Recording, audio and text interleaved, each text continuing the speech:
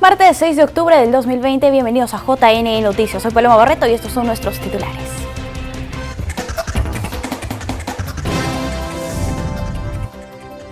...21 organizaciones políticas ya informaron a la OMPE mecanismo que utilizarán en elecciones internas.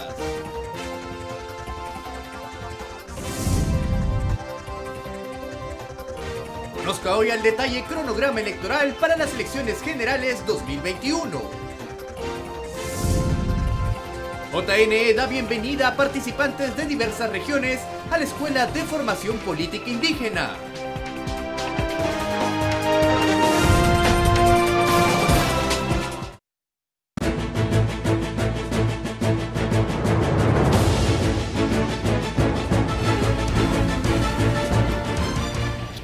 Hasta el momento, 21 organizaciones políticas de las 24 inscritas en el ROF informaron a la OMPE el mecanismo que utilizarán en las próximas elecciones internas.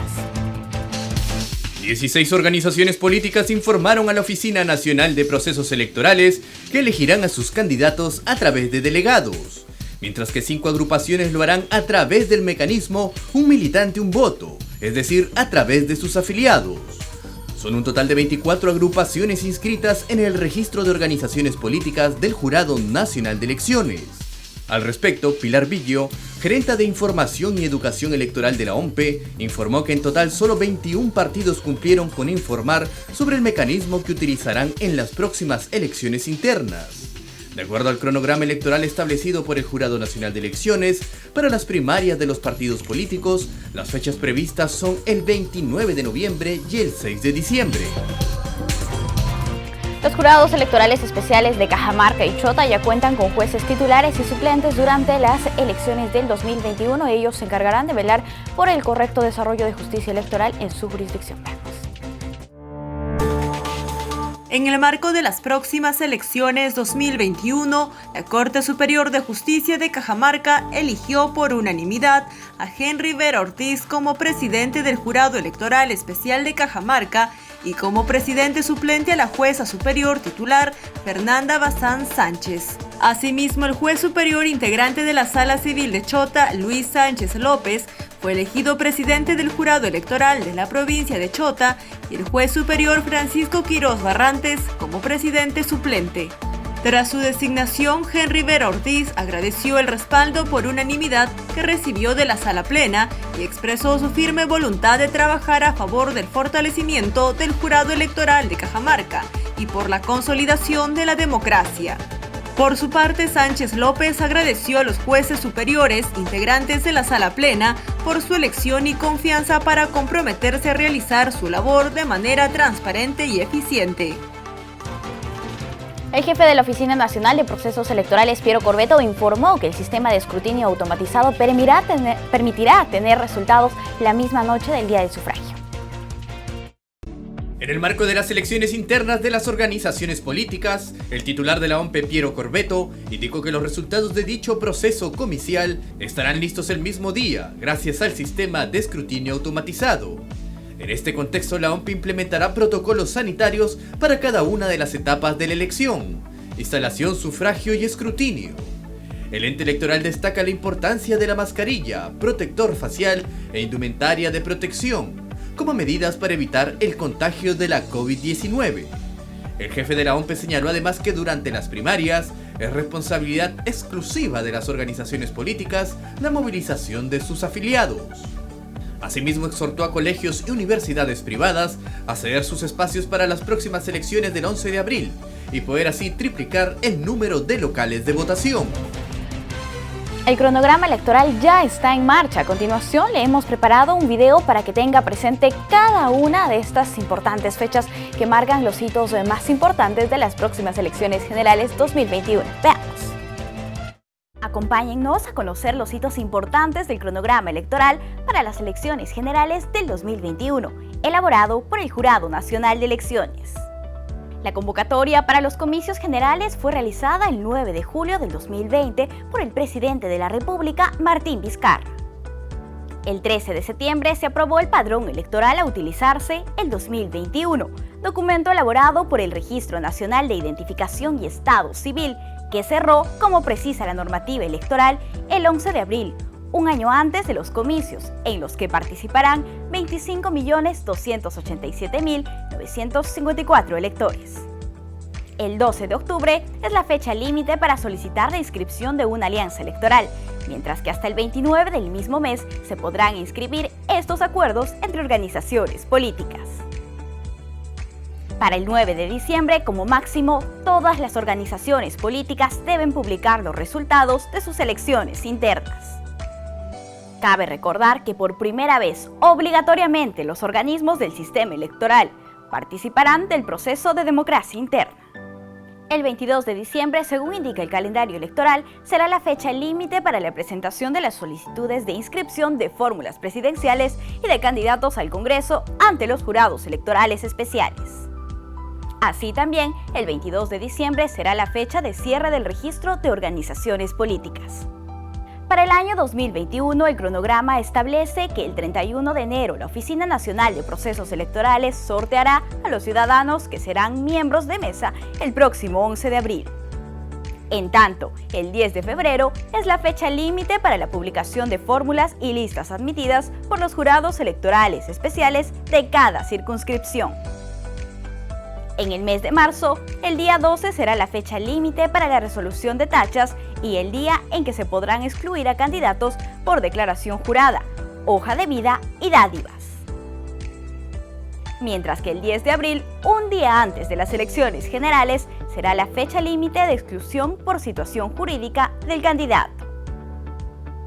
De esta manera, llegamos al 11 de abril del 2021, día de las elecciones generales, en el que todos los peruanos acudiremos a las urnas a ejercer nuestro derecho y obligación al sufragio, de manera responsable y con las medidas de seguridad sanitarias para cuidar nuestra vida y salud. Y una eventual segunda vuelta se realizaría en el mes de junio.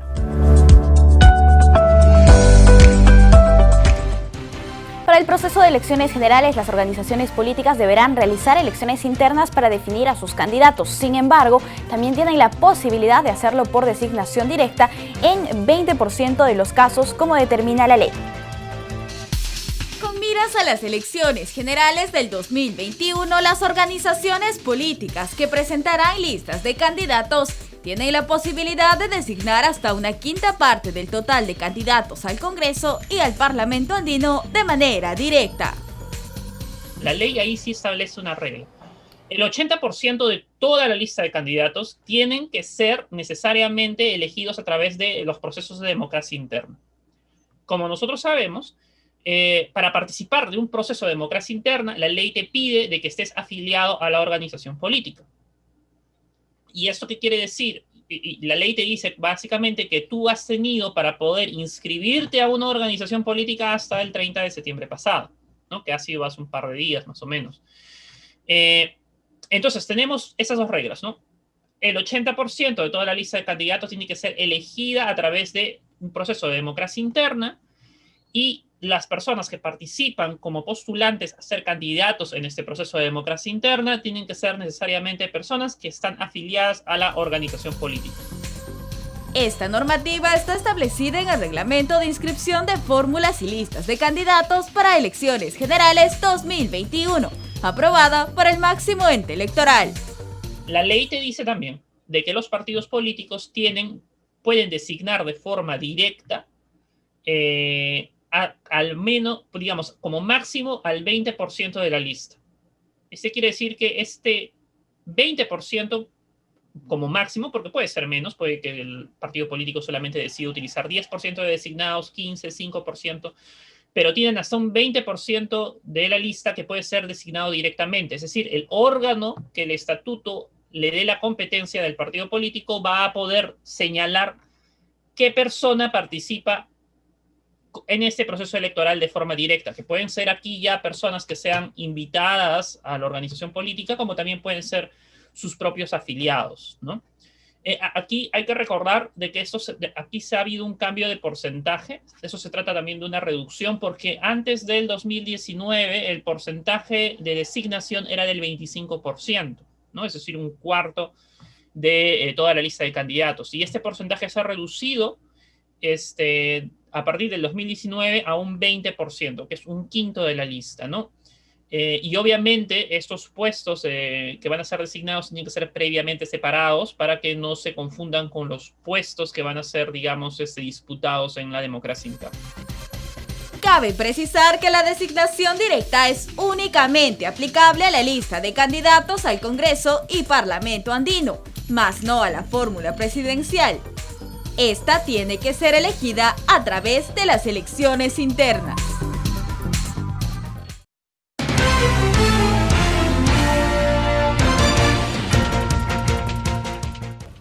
Y amigos, es momento de una entrevista. Vamos a conversar con la doctora Jessica Clavijo. Ella es directora nacional de fiscalización y procesos electorales del Jurado Nacional de Elecciones. Es un placer saludarla. ¿Cómo está? Muy buenos días. Bienvenida a JN Noticias.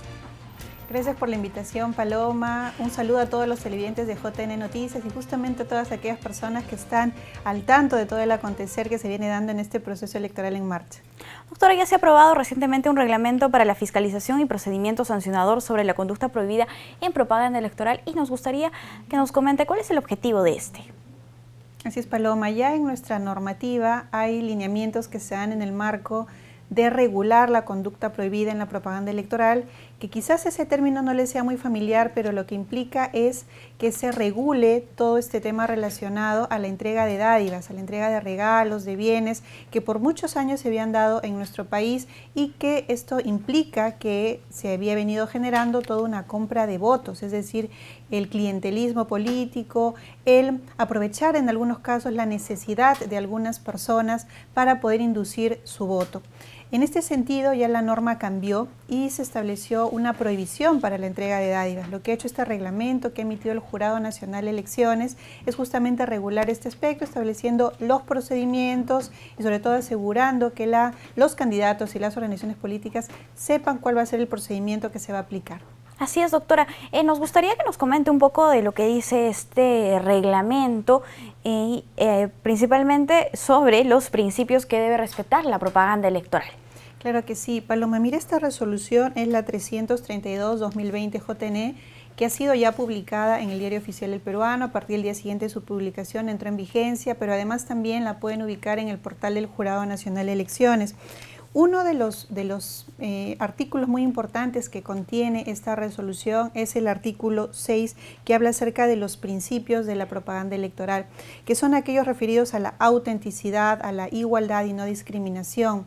Es decir, que el contenido sea veraz, que este contenido además no vulnere los derechos de participación y genere algún tipo de desmedro o menoscabo justamente a la integridad de mujeres, de jóvenes o de cualquier sector de la población, sin contenido racista, sin contenido sexista, ni elementos que justamente constituyan una propaganda atentatoria contra la dignidad.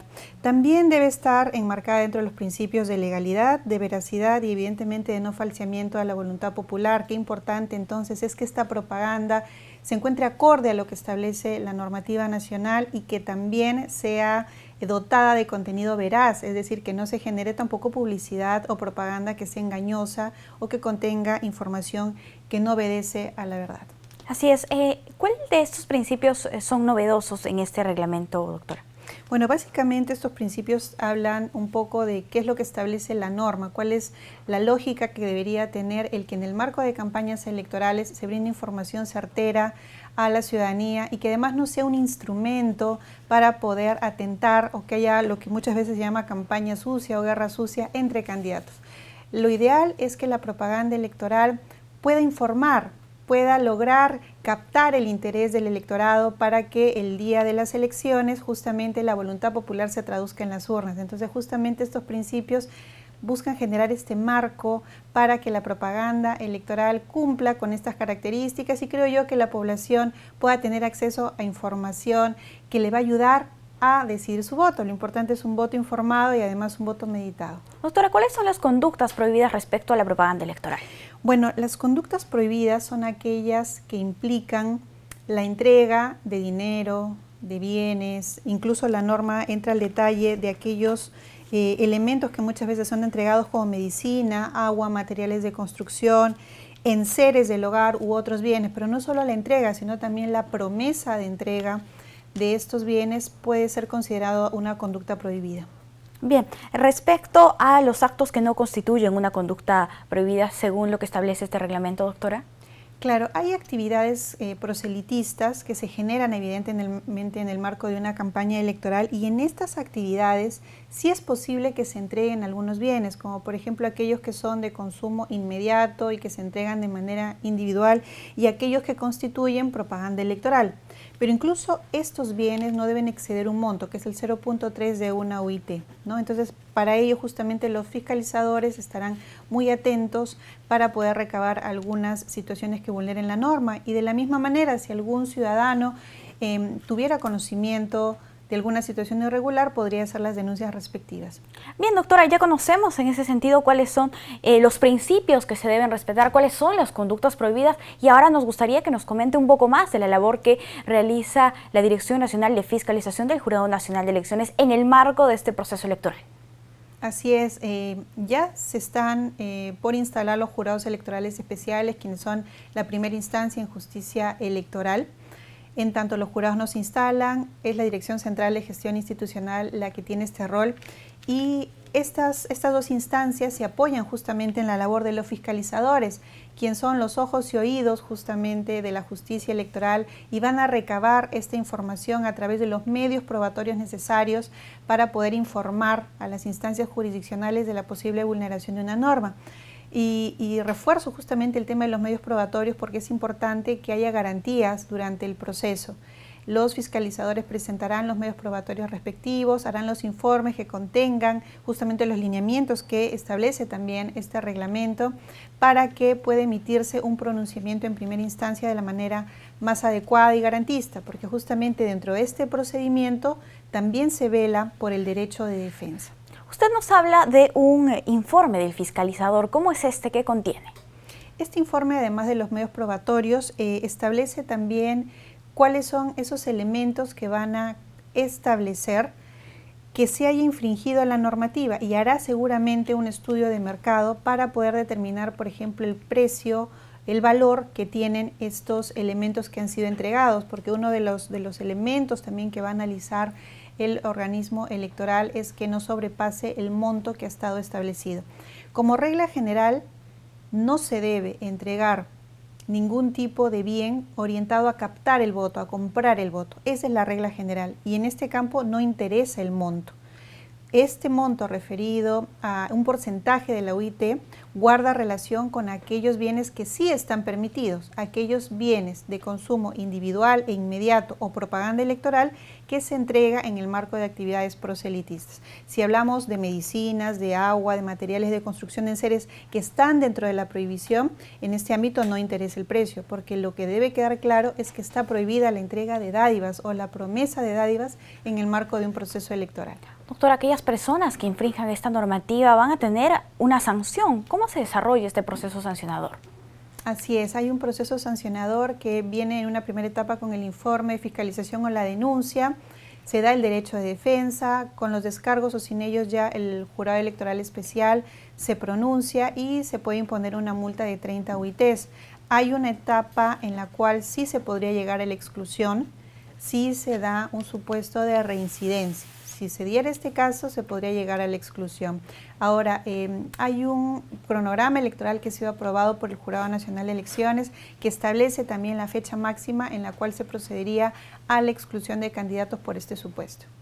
Bien, ¿y podría comentarnos cuál es este plazo para la exclusión de candidatos? Claro que sí, son 30 días antes de la jornada electoral, justamente coincide con el plazo de exclusión de la causal de hoja de vida, cuando se incorpora información falsa o errónea, o se omite información, mejor dicho, falsa o por omisión de información en la hoja de vida, es que se procedería también a una exclusión. Entonces, este hito es muy importante porque marca el momento en el cual ya no es posible hacer exclusiones, salvo que se diera por alguna situación jurídica del candidato. Por ejemplo, cuando tiene ya una sentencia condenatoria, en este supuesto ya hay una suspensión de la ciudadanía, como establece la Constitución y la Ley Orgánica de Elecciones, y es así que sí, pasado este plazo se podrían dar exclusiones, pero ya solo por este supuesto. Cuando estas infracciones a la normativa electoral se constituyen ya en un delito, doctora, ¿estos pueden ser enviados al Ministerio Público? Claro que sí, porque también nuestro Código Penal reconoce que está prohibida la compra de votos.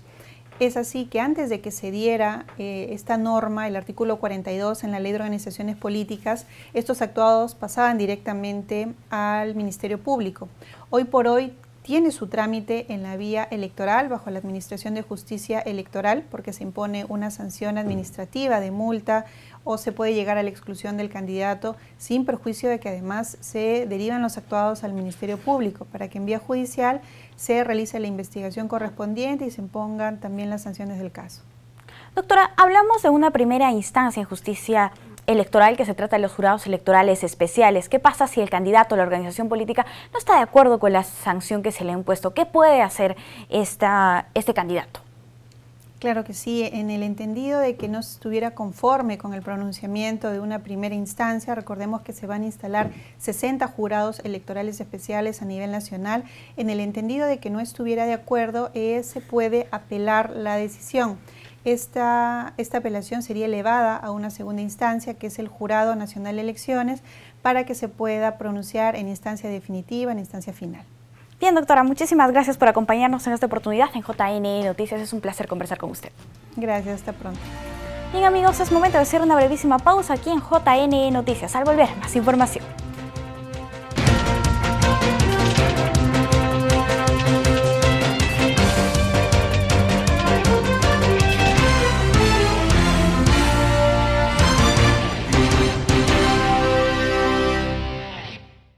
Diversas autoridades del Jurado Nacional de Elecciones le dieron la bienvenida a cerca de 40 participantes de diferentes regiones del país a la Escuela de Formación Política Indígena. Con el objetivo de fortalecer las capacidades de los pueblos indígenas, en el marco de las elecciones generales 2021, se dio inicio al programa de igualdad política de la Escuela de Formación Política Indígena. Milagros Suito, directora nacional de Educación y Formación Cívica Ciudadana del Jurado Nacional de Elecciones, destacó el esfuerzo de este grupo de trabajo y de sus colaboradores. Y no puedo también dejar de agradecer a las organizaciones aliadas que nos han acompañado también a lo largo de estos años, a IDEA Internacional, al Programa de las Naciones Unidas y a los docentes que también van a hacer posible este curso, y a los tutores, al equipo de la Dirección Nacional de Educación, que ha hecho un esfuerzo inmenso también para concretar esta iniciativa que ahora es una realidad. Serán 36 líderes indígenas de 6 organizaciones y distintos territorios del país quienes participarán de la iniciativa educativa del ente electoral, que se desarrollará durante 6 semanas. En este contexto, Antolín Huáscar, presidente de la Confederación Nacional Agraria, destacó la necesidad de alcanzar la representación política indígena andina en puestos de elección popular.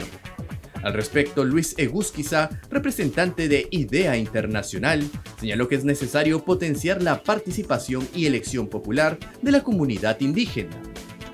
En tanto, Ricardo Soberón, representante del Programa de las Naciones Unidas para el Desarrollo, hizo un llamado a fortalecer la participación política de las jóvenes mujeres y destacó el esfuerzo del Jurado Nacional de Elecciones para formar a la ciudadanía. Denise Castillo, del Programa de Igualdad Política, afirmó que el objetivo de los cursos es fortalecer las capacidades de los líderes de los pueblos indígenas en el marco de las elecciones generales 2021.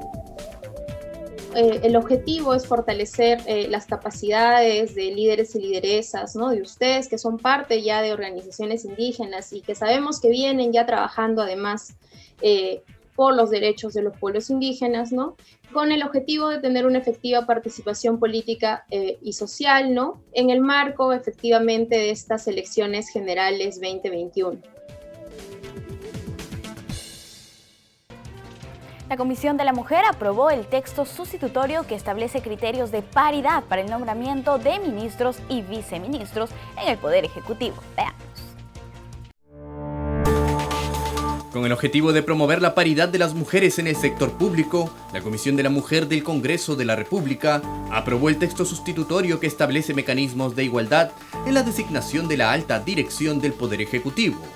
Se busca la paridad en el nombramiento de ministros y viceministros, es decir, en la composición del gabinete ministerial, donde el 50% sean hombres y el otro 50% mujeres.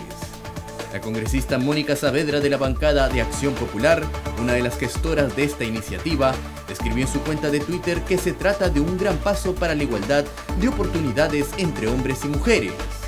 Es importante mencionar que dicha ley deberá ser debatida en el Pleno del Congreso de la República y además señala que, en caso de ser aprobada, el Poder Ejecutivo deberá publicar el reglamento de esta norma en un plazo de 30 días tras su promulgación.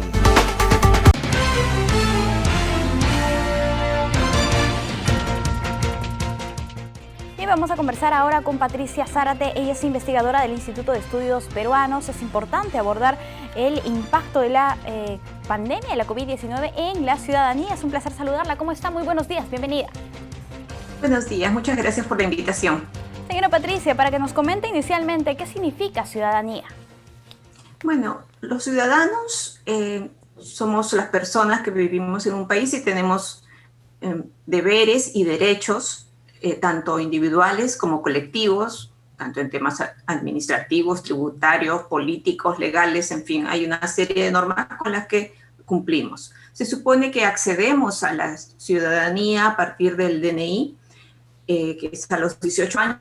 Sin embargo, obviamente los niños menores de 18 años también tienen derechos, más derechos que deberes en todo caso, pero hay muchos deberes. Y uno de los que adquirimos como derecho y como deber junto con la mayoría de edad es el derecho electoral, ¿no? El derecho de votar, el derecho de ser elegido, en fin, ese es un poco el concepto amplio de ciudadanía o más práctico de ciudadanía que podemos dar. Claro que sí. Bien, para que nos comente ahora cuál es el rol del ciudadano en el marco de la pandemia que se está viviendo actualmente.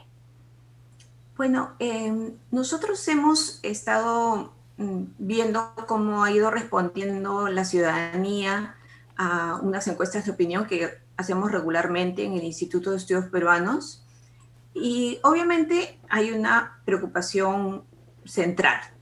Son las personas, la mayoría, todos muy preocupados, muy preocupados de contagiarse, sobre todo también si contagiarse y que no haya cómo atenderse en los servicios de salud, que no es responsabilidad de la ciudadanía, sino responsabilidad del Estado. De la ciudadanía la responsabilidad es pagar los impuestos como para que se pueda tener estos servicios, pero esa es una preocupación principal.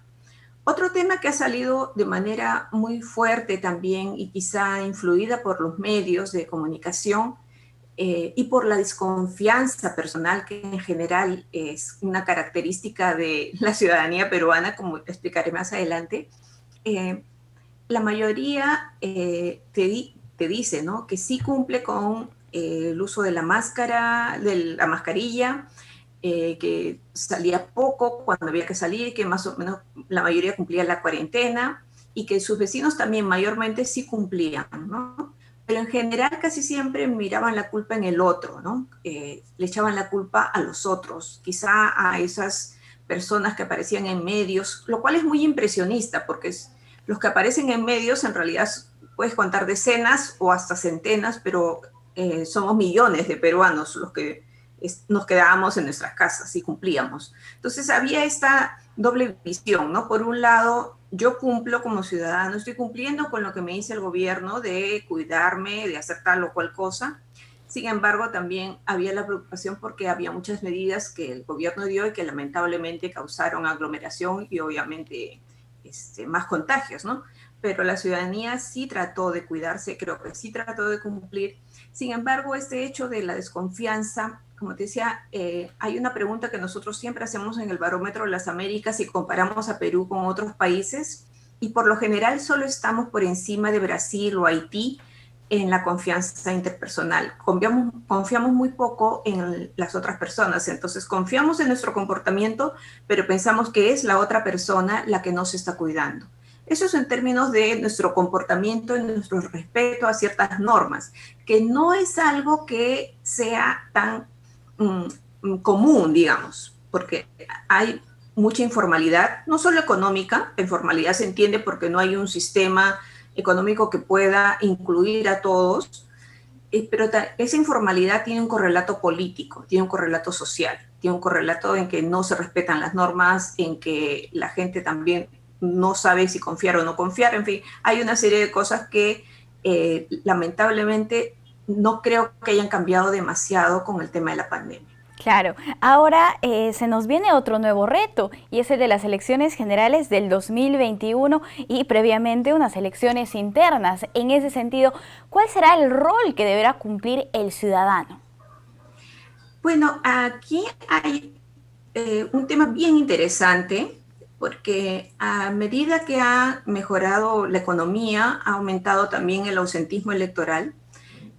Hay una, digamos, hay una doble responsabilidad ahí, ¿no? De los políticos y de la ciudadanía. Creo que la ciudadanía no entiende, no llega a comprender totalmente la política, no se involucra en la política necesariamente y no hay una relación que vaya alimentando esa política. Y por otro lado, desde los partidos o desde las alianzas o las listas tampoco la hay. Entonces, lamentablemente creo que uno de los problemas que hemos estado viviendo en los últimos años, pero hablo de muchísimos años, en realidad es algo que conversaba con la propia gente del jurado hace unas semanas, que el vínculo ciudadano y partido político está como quebrado. O sea, y eso se llama representación, ¿no? La representación política, sentir que alguien nos representa y que ese que nos representa, yo lo tengo que vigilar,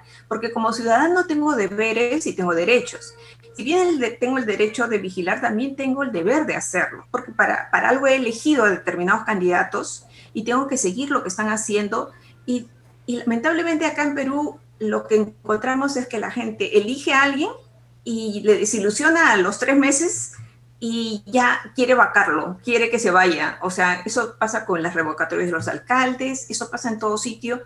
Y es más, ahora que ni siquiera se pueden reelegir gobernadores, no se puede reelegir congresistas, nos estamos quedando un poco huérfanos por el otro lado, que va a ayudar a la ciudadanía justamente a trasladar sus intereses. Esa es la función de los políticos, ¿no? Trasladar y agregar los intereses de la ciudadanía. Entonces, la ciudadanía, para lograr esto, tiene que involucrarse en política. No hay otra manera. No se puede... el que no se involucre en política, por lo general, va a decir, sí, mejor que haya un líder autoritario que solucione todo, y realmente no es la solución. Vivimos en una democracia. Exacto. La literatura nos dice que ningún sistema autoritario ha logrado las mejores condiciones de vida para sus ciudadanos. Efectivamente. Bien, señora Zárate, me gustaría aquí precisar, porque usted hacía una observación importante, ¿no? Que el ausentismo electoral se incrementaba en cuanto el tema económico crecía también en nuestro país. ¿Usted cree que a los peruanos el tema de la pandemia nos aleje un poco más de la participación política? O sea, ¿este sea un factor determinante? Yo creo que sí.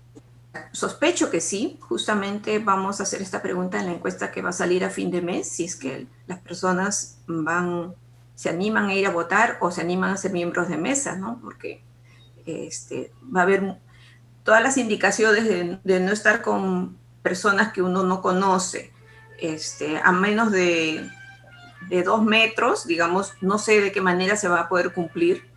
Y me imagino que la OMPE y el jurado van a prever todo eso, pero igual no necesariamente la gente mayor va a poder o va a sentirse confiada necesariamente en esto.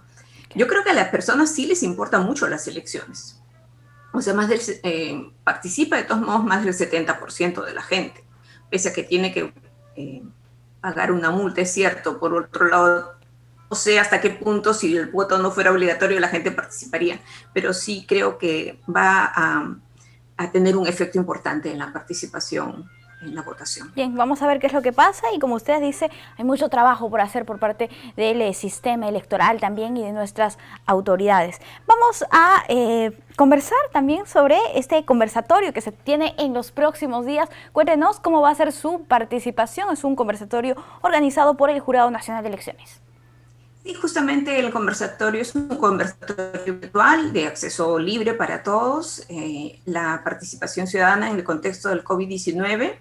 El jurado lanza una pregunta bien importante, ¿no? ¿Cómo mantener una participación ciudadana activa en el contexto actual? Activa, aunque estamos distanciados físicamente. La idea es agregar intereses, que eso es parte del ejercicio ciudadano, ¿no? Entonces, esta conferencia va a tener varios participantes. Está Milagro Suito, que es directora nacional de Educación y Formación Cívica Ciudadana del jurado. Está también Patricia Salas, que fue ministra de Educación, es socióloga y es profesora en la Universidad Nacional San Agustín. Pilar Tello, de Idea Internacional.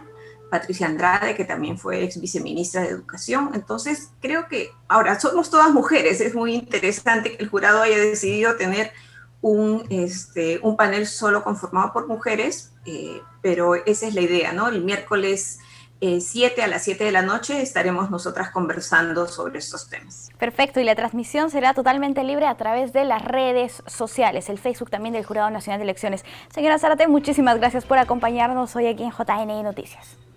Muchas gracias a ustedes. Bien amigos, esta ha sido una conversación con la investigadora del Instituto de Estudios Peruanos, Patricia Zárate, sobre el coronavirus y su impacto en la ciudadanía. Si usted quiere conocer más sobre este tema, puede unirse a este conversatorio que se realizará el miércoles 7 de octubre, repito, a las 7 de la noche. Es momento de hacer una brevísima pausa. Volvemos.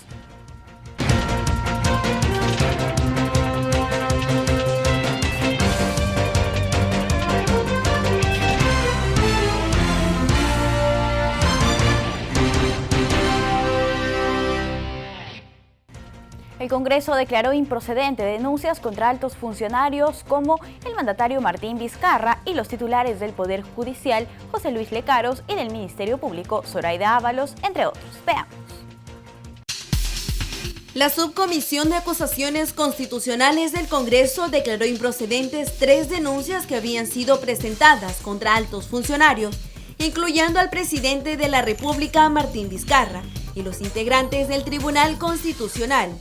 En ese sentido, se declaró improcedente la denuncia constitucional 340, que también incluye al Contralor General Nelson Schack, al Defensor del Pueblo Walter Gutiérrez, al Rector de la Universidad Nacional de Ingeniería Jorge Elías Alba, al Rector de la Universidad de Piura Antonio Abruña y al magistrado del TC Ernesto Blume. Además, se declaró la improcedencia de la denuncia constitucional 294 en contra de Ernesto Blume, Manuel Miranda, Carlos Ramos, José Luis Sardón, así como al ex integrante del TC, Óscar Urbiola. Por último, también se rechazó la denuncia constitucional 317 presentada en contra del presidente de la República, Martín Vizcarra, por una presunta vulneración al inciso 1 del artículo 118 de la Constitución, al haber reconocido a Juan Guaidó como máxima autoridad de Venezuela. Dicha denuncia no contaba con la materia de la acusación constitucional ni consignaba los supuestos delitos cometidos. Por segundo sábado consecutivo, el RENIEC abre sus puertas en 24 locales de Lima y Callao para que los ciudadanos puedan recoger su DNI sin previa cita. En esta oportunidad fueron más de 5.000 ciudadanos que se beneficiaron con esta facilidad. El Registro Nacional de Identificación y Estado Civil entregó 5.149 documentos nacionales de identidad en 24 locales de Lima y Callao a ciudadanos que lo habían tramitado antes y durante el estado de emergencia. Por segundo sábado consecutivo, el organismo registral abrió sus puertas exclusivamente para que los DNI puedan ser recogidos por sus titulares, sin necesidad de solicitar una cita con anterioridad. Son 24 locales que seguirán abriendo los siguientes sábados de 8 a.m. a 12:30 de la tarde, para continuar entregando los DNI que permitirán la correcta identificación de más peruanos. Lo único que se requiere para recoger su DNI es confirmar previamente que el documento se encuentra listo para su entrega, ingresando al siguiente link que aparecerá en pantallas. También puede obtener más información llamando a la línea gratuita a los RENIEC 0811 040. Educación en el Perú es uno de los sectores más preocupantes y más aún con la llegada de la pandemia, ya que solo en este año más de 200.000 alumnos se retiraron de sus casas de estudios. Esto y otros datos en la siguiente nota.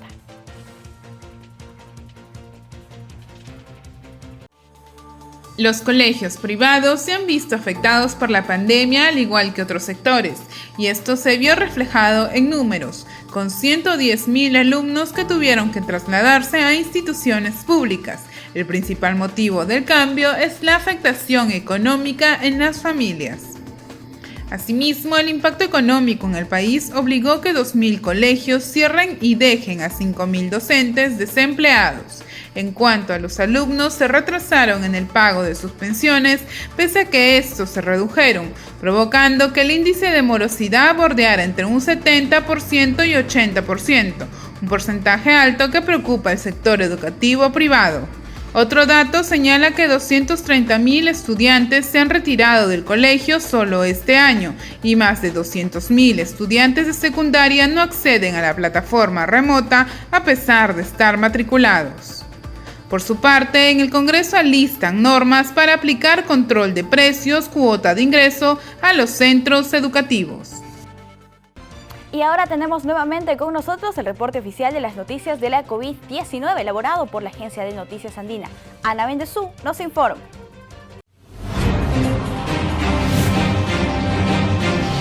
Bienvenidos, desde la Agencia de Noticias Andina esta es la información oficial sobre el coronavirus y el estado de emergencia en nuestro país. El presidente del Consejo de Ministros, Walter Martos, participa hoy de la segunda entrega de canastas de apoyo alimentario a más de 3.000 familias vulnerables que no cuentan con acceso al agua en el distrito de Ventanilla. El Ministerio de Trabajo estableció que las empresas puedan extender la suspensión perfecta de labores a los trabajadores hasta el 5 de enero del 2021. La resolución fue publicada en el Diario Oficial El Peruano y establece las normas complementarias para la aplicación de la misma. A fin de asegurar las unidades de transporte urbano, la ATU prorrogó la vigencia de los títulos habitantes de transporte convencional y de taxis por 6 meses y por 1 año para las movilidades escolares, transportes turísticos y de personal. La medida entra en vigencia desde el 1 de noviembre.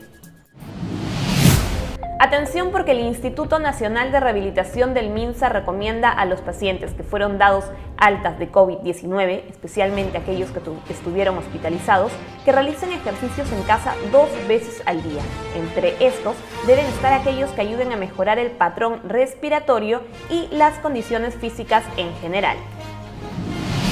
Con una inversión de 2 millones de soles, Mincetur financiará 22 planes de negocios en la región Cajamarca, los cuales permitirán el desarrollo de emprendimientos en artesanía, restaurantes, agencias de viaje y actividades en turismo vivenciales. Estos son los proyectos seleccionados a través del concurso Turismo Emprende. No se olviden que el desarrollo de estas y otras noticias las pueden encontrar en todas nuestras plataformas digitales y por supuesto pueden visitar andina.p.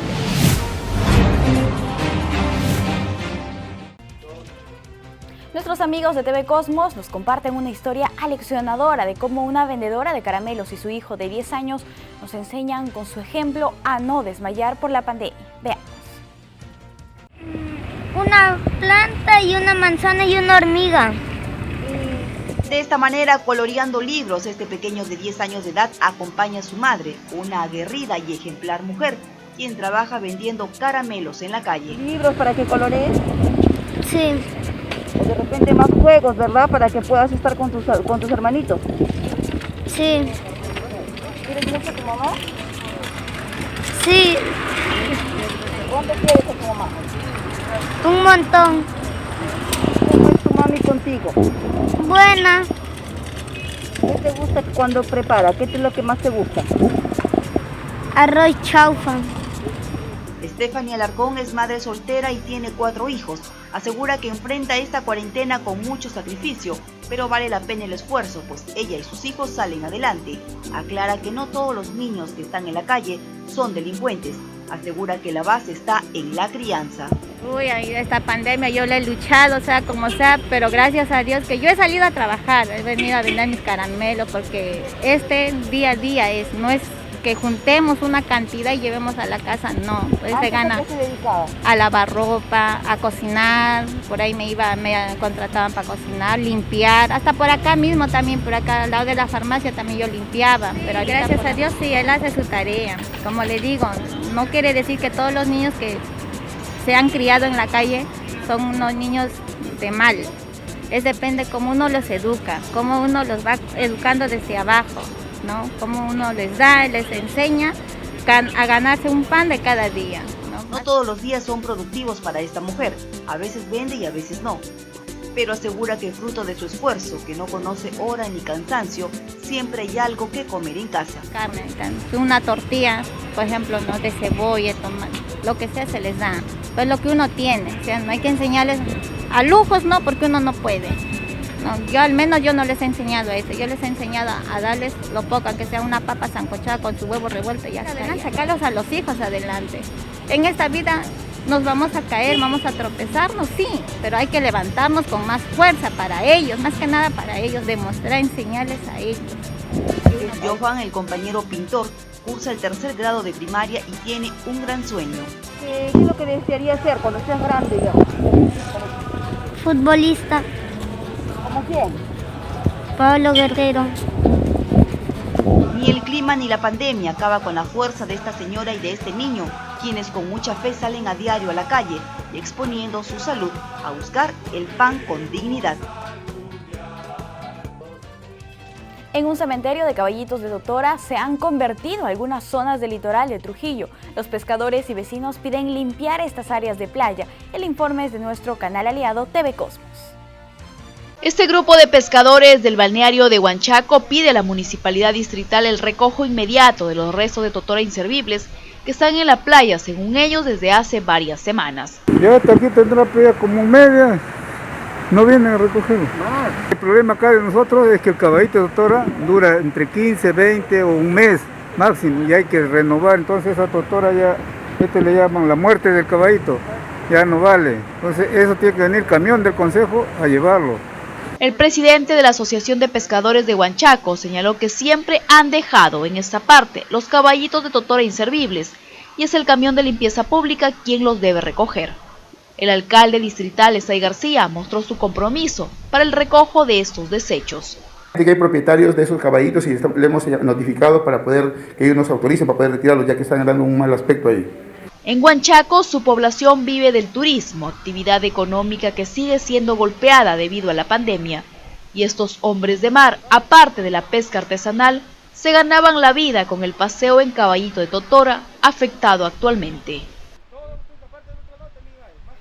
Como todos los martes, les presentamos nuestro encuentro con la historia reciente. Veamos el segmento Ocurrió hace 20 años.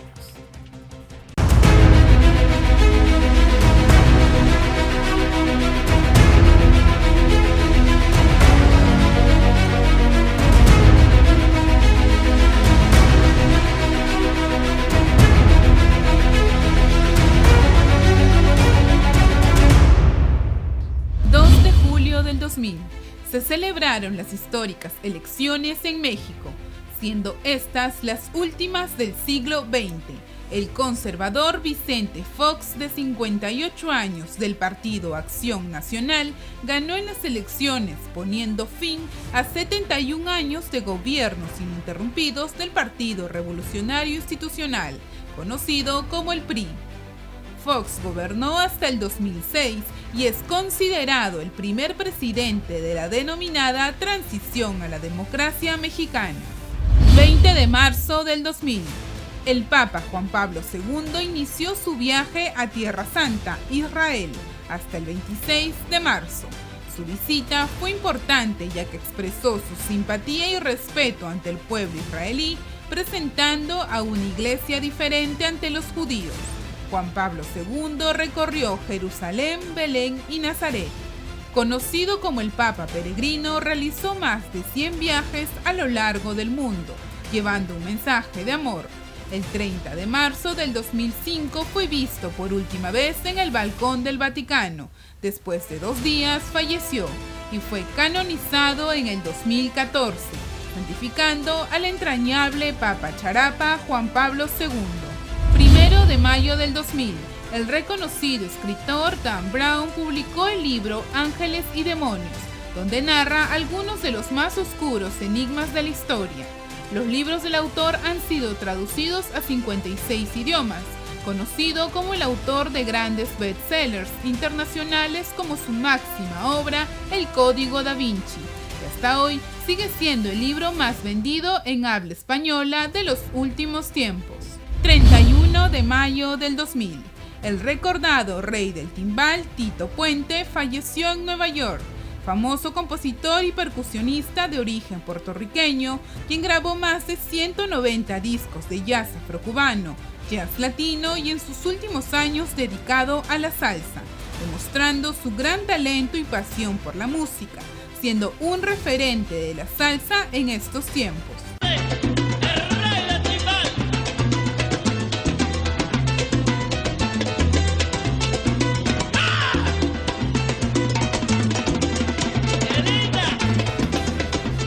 Muy cercano a la desaparecida cantante cubana Celia Cruz, a quien llamó por teléfono antes de partir para despedirse con un "hasta luego, mi negra".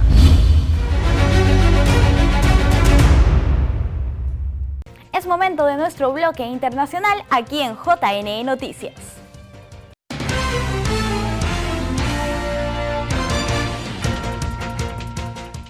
A 2 semanas de las elecciones presidenciales en Bolivia, los candidatos participaron en un debate en el que presentaron propuestas centradas en la recuperación económica. Por primera vez en 18 años, un debate electoral presidencial reunió a 7 aspirantes para las elecciones de octubre, que centraron sus charlas en la economía y el futuro del país en medio de la pandemia y la crisis social política. En mi gobierno también vamos a sacar al país de la crisis económica y le vamos a dar al pueblo boliviano lo que merece: empleo, ingresos, estabilidad y certidumbre en la economía. Luis Arce, candidato del partido MAS del expresidente Evo Morales, dejó clara su agenda con estas palabras frente a las posturas de los candidatos de derecha que abogaban por la privatización de la economía y sacarla de manos del Estado. Estamos hartos de 14 años de fraude y corrupción. Para eso aquí estoy, salvar la economía. Me han permitido luchar por la democracia, contra el chavismo autoritario, contra los títeres serviles que tenían acá, contra aquellos que violaban la Constitución, que criminalizaban a la oposición, que amordazaban la prensa, que perseguían indiscriminadamente. Hemos visto durante todo este tiempo que el centralismo nos ha llevado a lo que tenemos hoy en día. En el evento, otros 3 candidatos que no tenían una intención de voto fuerte, el pastor Chi Hyun Chung, el minero Feliciano Mamani y María Bayá, criticaron la gestión del MAS sin ofrecer medidas palpables. Las encuestas dan el primer lugar de intención de voto a Arce por el MAS, pero varias de ellas no aseguran el margen de ventaja de 10 puntos que debería lograr respecto del segundo contendor para ganar en primera vuelta. El presidente de Estados Unidos, Donald Trump, salió del hospital donde estuvo internado por COVID-19 y prometió reanudar su campaña para las elecciones del 13 de noviembre, aunque su médico afirma que aún no está completamente fuera de peligro. El presidente de Estados Unidos, Donald Trump, vuelve a la Casa Blanca tras una hospitalización de 3 días para tratarse de la COVID-19 y pese a que sus médicos han advertido que no está fuera de peligro. El pasado viernes, Trump experimentó síntomas como fatiga y fiebre, pero hasta el lunes, antes de regresar a la Casa Blanca, aseguró en Twitter que se siente realmente bien e incluso animó a sus compatriotas a no temer a la COVID y a que no domine sus vidas. Un comentario del presidente controvertido en un país que cuenta ya con más de 200.000 muertos por la enfermedad. Además, se atribuye el mérito de haber conseguido tratamientos efectivos contra la COVID-19 que, según sus palabras, le han hecho sentirse mejor que hace 20 años. El presidente retorna a la Casa Blanca, donde tendrá un personal médico las 24 horas del día. Aunque Trump anunció que pronto estará haciendo campaña de nuevo, su médico personal reconoció que el mandatario no está fuera de peligro y que se encuentra en un terreno no explorado por otros pacientes de coronavirus debido al tipo de tratamiento que ha recibido.